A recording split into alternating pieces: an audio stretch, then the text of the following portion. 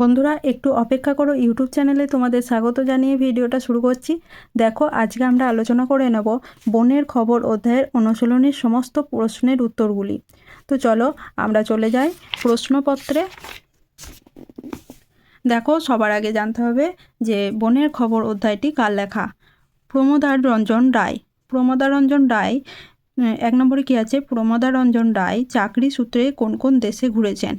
দেখো, এখানেই তোমরা বুঝতে পারবে কর্মজীবনে অধিকাংশ সময়ে জীবনের ঝুঁকি নিয়ে ভারত, বর্মা, শ্যাম দেশের ঘন জঙ্গলে ঘুরেছেন। তো এটাই আমরা উত্তরে লিখব, তিনি ভারত, বর্মা, শ্যাম দেশের ঘন জঙ্গলে ঘুরেছেন। 2 নম্বরে কী আছে, লীলা মজুমদার তার কে ছিলেন। তার মেয়ে ছিলেন। লীলা মজুমদার তার মেয়ে ছিলেন। এরপর 3 নম্বরে দেখো, বর্ণ বিশ্লেষণ করো। আমি এটা পুরো স্ক্রিনের ওপর দিয়ে দিচ্ছি, তোমরা নোট করে নেবে, ঠিক আছে। দেখো, ক্রমাগত। ক্রমাগত কি হবে, ক যুক্ত র যুক্ত অ যুক্ত ম যুক্ত আ যুক্ত গ যুক্ত অ যুক্ত ত যুক্ত অ, ঠিক আছে।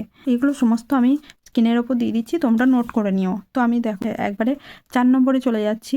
বনের খবর গল্পটি এমন অনেক শব্দ আছে যা হাইফেন দিয়ে যুক্ত, যেমন 650, 700, আবার 10-12 জন ইত্যাদি। গল্পটিতে এরকম কতগুলি শব্দ আছে খুঁজে বার করে নিচের বাক্সটিতে ভর্তি করো। দেখো, এরকম অনেক শব্দ তোমরা এই গল্পটা পড়লে বুঝতে পারবে। গল্পটা তোমরা আগে অবশ্যই পড়ে নেবে। তো দেখো, আমি লিখে দিচ্ছি, স্ক্রিনের ওপর দিয়ে দিচ্ছি। 4-5, হাত পা, 9টা 10টার, 1-1, 15-20, চলতে চলতে, ভাবতে ভাবতে, বলতে না বলতে, নালায় নালায়, দেখতে না দেখতে, জল কাদা, বিশাল দেহ, 8-10টা, ধীরে ধীরে, ফোঁস ফোঁস, আশেপাশে, ভাঙতে ভাঙতে, 5-7টা, দাগে দাগে, জলে জলে, বড় বড়, একবার, ঠিক আছে। এরপর চলো 5-এর দাগে দেখো, ধনাত্মক শব্দগুলি ব্যবহার করে মৌলিক বাক্য রচনা করো। কিলিবিলি, প্রথমে আছে কিলিবিলি। তো এটা কি হবে, পচা আলুর মধ্যে পোকাগুলো কিলবিল করছে বা কিলবিলি করছে। হুড়মুড়, হুড়মুড়টা কি হবে, কাল বৈশাখী ঝড়ে গাছটা হুড়মুড় করে ভেঙে পড়ল। মিটমিট, দূরের আলোটা মিটমিট করে জ্বলছে। পটপট, রাত্রেবেলা বাঁশ গাছগুলো পটপট করে আওয়াজ হচ্ছে। মরমর, মাস্টারে পেপারগুলো সব মরমর করে দুমড়ে দিল। থরথর, বুড়ি শীতে থরথর করে কাঁপছে।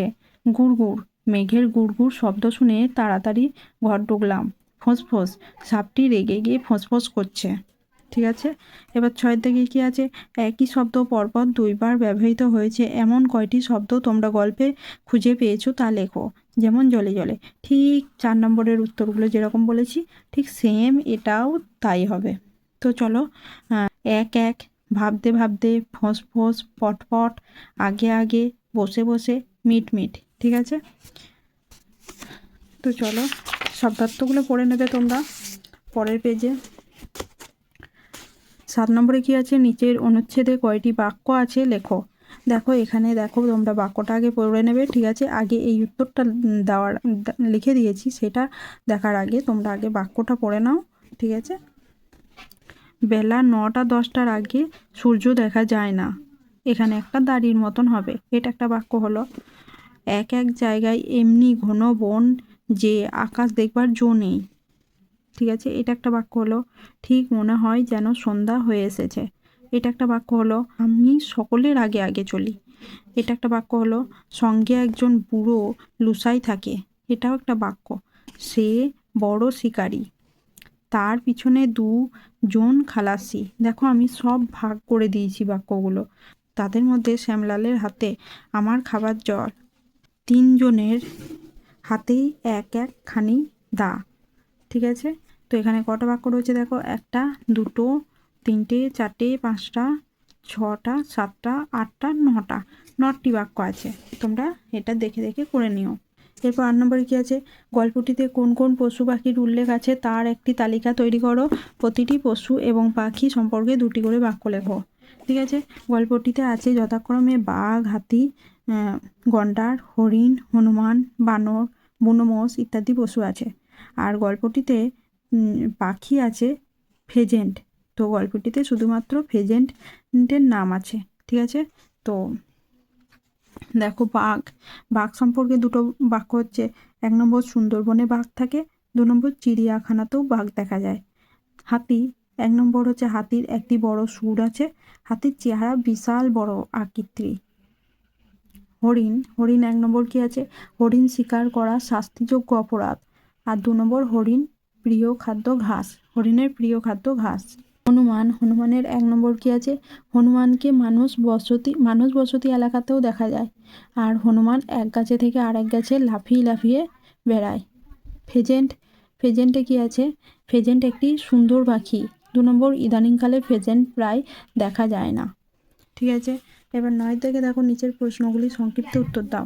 9 কি আছে, লুসাই পাহাড়ের বিস্তার কতখানি জায়গা নিয়ে 650-700 জায়গা নিয়ে, ঠিক আছে। 9-2 এখানে জায়গা হয়নি, আমি স্ক্রিনের উপর দিয়ে দিচ্ছি। লুসাই পাহাড়কে ভয়ঙ্কর জায়গা কেন বলা হয়েছে? দেখো, লুসাই পাহাড়ে বন ছাড়া মানুষের নামগন্ধ নেই, আছে শুধু জানোয়ার কিলবিল করছে, তাই ওই পাহাড়কে ভয়ঙ্কর জায়গা বলা হয়েছে। 9-3 কি আছে, হাতির রাস্তা পাওয়া গেলে লোকজনের খুব মজা হলো। হাতির রাস্তা পাওয়া গেলে বন কেটে লোকজনদের রোজ রাস্তা তৈরি করতে হয়েছিল, তাই সেদিন হাতির রাস্তা পাওয়া গেলে বন কাটতে হচ্ছে না বলে লোকজনদের খুব মজা হলো। 9-4 কি আছে, গন্ডার দেখে শ্যামলাল কি করেছিল? শ্যামলাল তৎক্ষণাৎ পালিয়ে যাচ্ছিল। 9-5 কি আছে, দ্বিতীয় দিন বন্দুক ও বনের পশু পাখি থাকা সত্ত্বেও শিকার করতে পারা যায়নি কেন? দেখো, 9-5 উত্তর হবে লেখক ভীষণ ঘন বন এবং কুয়াশার জন্য শিকার করতে পারেনি। 9-6 কি আছে, পাকোয়া নদীর বর্ণনা দাও। দেখো, পাকোয়া নদীটি 70-80 হাত চওড়া হবে, তাতে 1 কোমর জল। 9-7 কি আছে, লেখকের হু হু হু হু চিৎকার শুনে হাতিরা কি করেছিল? দেখো, 7 উত্তরটা কি হবে, লেখকের হু উ উ চিৎকার শোনা মাত্র তার মাথার উপরের পাহাড় থেকে একটা হাতি হু উ উ বলে ডেকে উঠল, আর লেখকের কাছ থেকে 50-60 হাত দূরে আরও অনেক হাতি গুড়গুড় শব্দ করে তার জবাব দিতে লাগলো, ঠিক আছে। 9-8 কি আছে, রাতে কোথায় তাঁবু খাটানো হলো? পাকোয়া নদীর ওপারে বন কেটে তাঁবু খাটানো হলো। 9-9 কি আছে, মাহুতোরা রাতে কোথায় হাতিদের বেঁধে রাখলো? মাহুতোরা রাতে তাঁবুর কাছে হাতিদের বেঁধে রাখলো, ঠিক আছে। এরপর দেখো 10-এর দাগে নিচের প্রশ্নগুলি উত্তর নিজের ভাষায় লেখো। এইগুলো একটু বড় কোশ্চেন, ঠিক আছে। 10-এর কি আছে, কিভাবে রাতে বুনো হাতি তাড়ানো হলো? দেখো, আমি স্ক্রিনের উপর দিয়ে দিচ্ছি। লুসাইরা শুকনো বাঁশের মশাল তৈরি করে লম্বা লম্বা কাঁচা বাঁশের আগায় বেঁধে দিল। তারপর মশালগুলো ঘুরিয়ে বিকট চিৎকার করতে করতে লুসাইরা এগিয়ে আসা হাতিগুলোর দিকে তেড়ে গেল। এভাবে সারা রাত হাতিগুলো একবার তাঁবুর দিকে এগিয়ে গেল, আবার জ্বলন্ত মশাল হাতে বিকট চিৎকারে তাদের তাড়া করতে লাগলো। ভোর হলে একদল হাতি পূর্ব দিকের পাহাড়ে আর একদল হাতি পশ্চিম দিকের পাহাড়ে উঠে গেল, ঠিক আছে। 10-এর 2 কি, লেখকের শুকনো নালায় নামার অভিজ্ঞতা নিজের ভাষায় লেখো।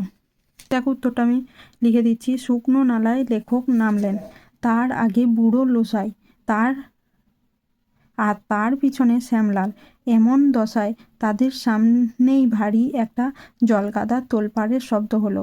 তারা ব্যস্ত পায়ে 2 লাফে পিছন দিকের পাহাড়ে আবার ফিরে এলো। দেখলেন জলকাদায় বিশাল দেহ এক গন্ডার মাথা তুলে দাঁড়িয়েছে। দেখলে মনে হবে যমদূতের দাদামশাই। রেগে মেগে দাঁড়িয়ে ফোঁস করছে, চোখ দুটো লাল মিটমিট করছে, কান দুটো হেলানো পিছন দিকে। লেখক খুব সাবধানে তাকে গুলি চালানোর কথা ভাবছিলেন, কিন্তু তা করতে হলো না। গন্ডারটা মিনিট খানেক দাঁড়িয়ে থেকে অকস্মাৎ একটা হুঙ্কার দিয়ে দৌড়ে পাহাড়ে উঠে গেল। তো চলো, এখানেই প্রশ্ন উত্তরগুলো শেষ হলো। তো আজকের ভিডিওটা এত দূরই।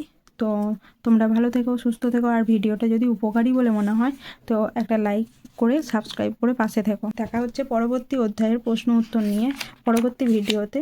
তো চলো, টাটা।